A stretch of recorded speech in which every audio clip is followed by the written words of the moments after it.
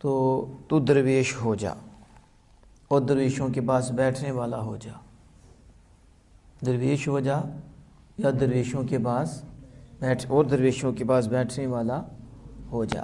یعنی اللہ عز و جل کے ہر گھڑی ہر لمحہ اطاعت کرنے والا ہو جا اور اس کے محبوب کریم صلی اللہ تعالیٰ علیہ وآلہ وسلم کے نقش قدم پہ چلنے والا ہو جا اور درویشوں کے پاس بیٹھنے والا ہو جا، نیک لوگوں کے پاس بیٹھنے والا ہو جا۔ یا ایھا الذین آمنوا اتقوا اللہ وکونوا مع الصادقین، اے ایمان والو اللہ سے ڈرو اور ڈرنے کے ساتھ ایک اور کام کرو،